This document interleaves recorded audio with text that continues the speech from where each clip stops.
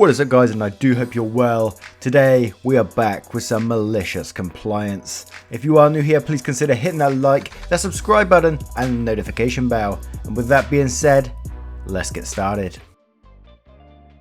We have a post from Thunderous. Thank you very much for this story. Sorry you won't be getting the supervisor position.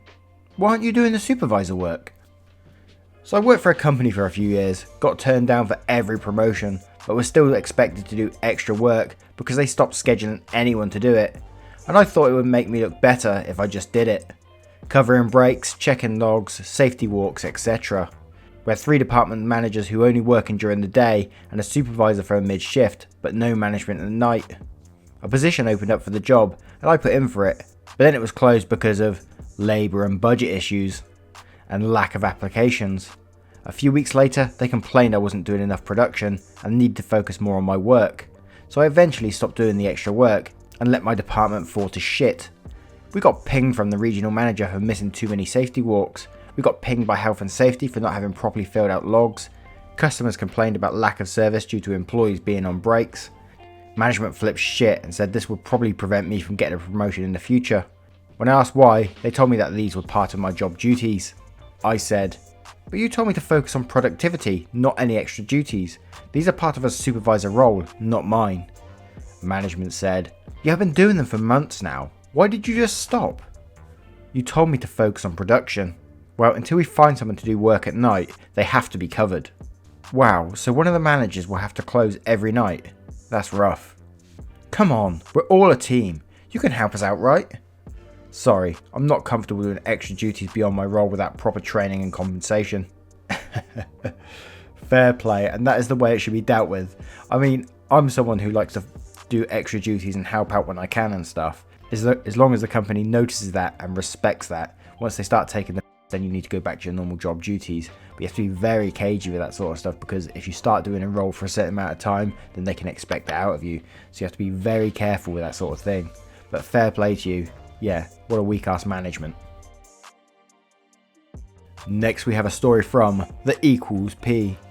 Paintball producer fails to listen to experienced advice, has his rules abused and removed from the game. Backstory: I play paintball with an established scenario team that travels all over the USA playing large scenario games, and have been flown to Europe by our sponsors to play over there as well.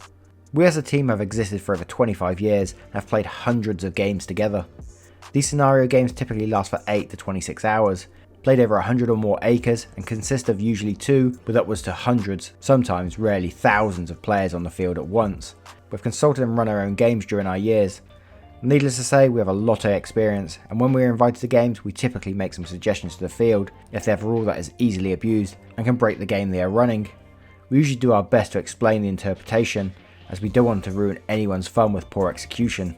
There is a standard set of rules that a lot of experienced producers will borrow from, as it has been well play tested. One of the aspects from most scenario games is the field role of a medic, a player who can revive a player who has been hit, provided some simple conditions are met. This allows players a second chance on the field without having to walk off and wait for reinsertion into the game. It can help add fun and usually helps prevent cheating, as a player can attempt to get healed and keep playing instead of having to deal with moral dilemma of sometimes a long walk off the field to wait to being reinserted if they are eliminated by the result of a boneheaded decision. It also allows for some pretty aggressive moves on the field, as a player can sometimes get a second chance. Usually after discussion with the producer, and if our interpretation is correct, most producers will heed our advice because it's easier to fix a rule before the game starts than after. Setup for the MC. Prior to arriving at this particular field, we read the rules that were published beforehand, and after arrival have met with the producer to explain our concern for his interpretation of the standard medic role. Usually the medics have to wipe off the old hit, as to not confuse other players with what is recent and eliminating hit, and to prevent the player if shady from claiming it's an old hit and continue playing. Usually medics have a limited number of times they can revive a player, and a brief window of time which they can heal. Medics also usually are not allowed to heal players who have been hit on the head, as to provide a taste of realism to the event. Players waiting for a medic are not allowed to wander around and have to wait out their time limit of where they were hit. This particular producer had decided to skip tradition and developed his own rule. Simply put, the medic had to touch the player in question to consider them healed, no other conditions or procedure. We attempted to discuss the reasons why this was a bad idea, but was informed the producer was an experienced producer and it cannot be abused. Anything else is overkill, that we were unfounded in our concerns. We decided we weren't going to get any further with him and left to prepare for the game. The MC. During the early part of the game we were making a push up a well defended hill. One of our players had advanced too far to get a prop, a piece of equipment unique to the story of the game, a MacGuffin, and got himself hit while making a grab for it.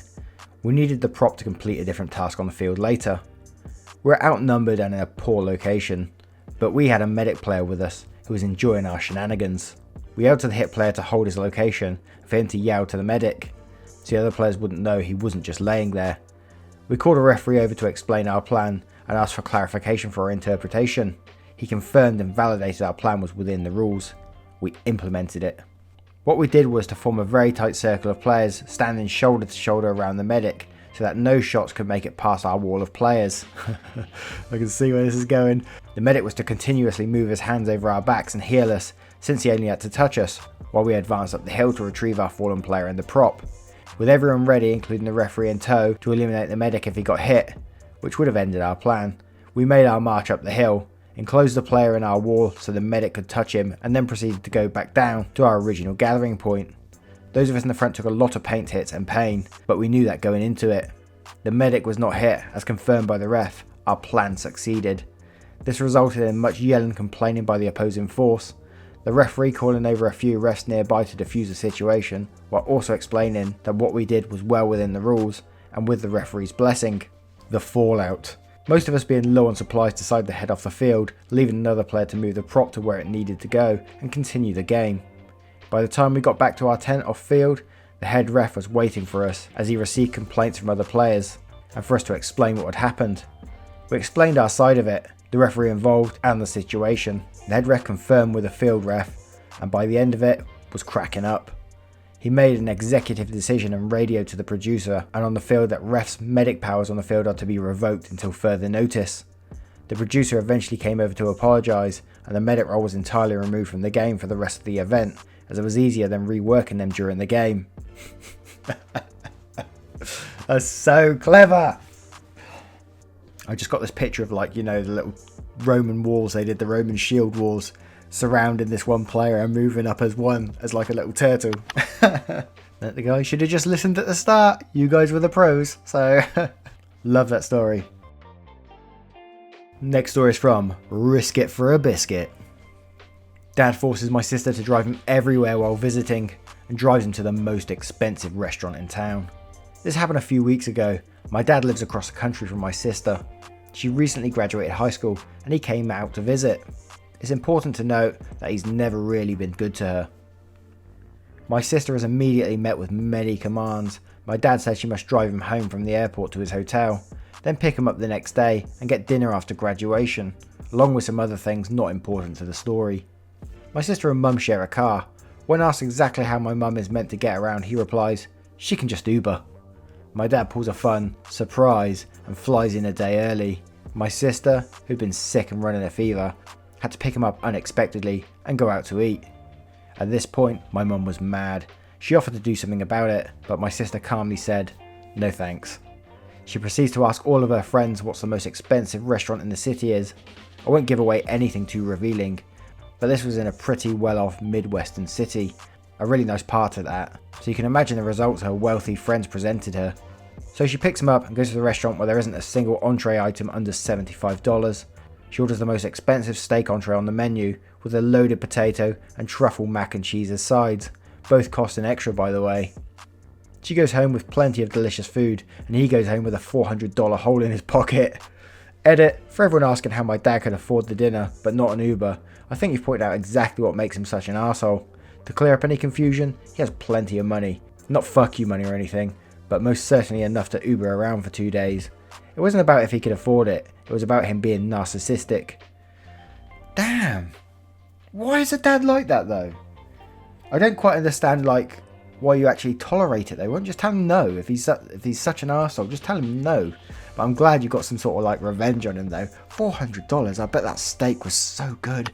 A mac and cheese on the side, oh god. Sounds so juicy. Now we have a story from Pickle Rick. You're not supposed to do that. Aldi MC. So today I was doing my weekly grocery shopping in Aldi. For those who don't know, Aldi is a German supermarket chain in the UK. I'm sure it's in other countries as well. Now in Aldi, typically as a staff scan through the items at what can only be described as warp speed. Oh, so true. You put your items directly into your trolley and pack into bags at the end of the store, shortening queue times. I like to put my bags open in the trolley and sling stuff straight into the bags so I don't have to pack again at the end of the store. And it does not slow down my packing one bit. I've never had a problem with this before. Today, I had just about finished loading my shopping from the counter into my bag, only the broccoli left, when some bold football hooligan type who was next in the queue pipes up. About fucking time. You're not supposed to pack here. You're meant to do it over there, you muppet. He points to the end of the store. At this point, the staff member at the till starts telling me how much I owe when I smile. My deepest apologies, my good man. I address our footy fan. I then proceed to unload every item in my trolley, taking my time, back onto the till area, having to do this carefully as this space is tiny. Take my bags out the trolley, fold them up nice and neat, and then proceed to slowly reload my items back into the trolley. By this point the man is visibly red with anger. I pay for my food, thank the staff member for his wonderful service, and proceed to go pack it back into the bag at the end of the store. Edit. Hey guys, thanks for the upvotes. Just a couple of things. I use these big bags for life that sit perfectly open in the trolley. Loading into them is no different to loading into the trolley in terms of time, as I'm really not worried what ends up where, and I load heavy items onto the belt at the beginning, so no sorting to slow me down. I waited to unload again until the cashier had pulled up the total, as I know they get time, but the timer stops once the total is up. Source: friend who works at Aldi. This did not make the queue any bigger, as Aldi has a system where if there is more than a few people waiting, they will open another till. I fucking love Aldi. I mean, I don't like doing my big shop there because the place is too chaotic. If you go in there, there's like baskets in the middle, and I love thinking them as like the sort of the random baskets of shit they have. They got so much random stuff, like random tools for cheap, flip-flops of Crocs. Who wants Crocs? No one wants Crocs. And just loads of random stuff there, and you can find great things. But yeah, I never do my big shop there because it's just too chaotic in that place. My brain cannot handle it. Thank you so much for sharing that story, Pickle Rick. Really good one, especially the football hooligan type. Once again, I hope you enjoyed this episode of Malicious Compliance. See the link below for another episode of MC if you enjoyed this one, and get involved. Much love guys, take care, goodbye.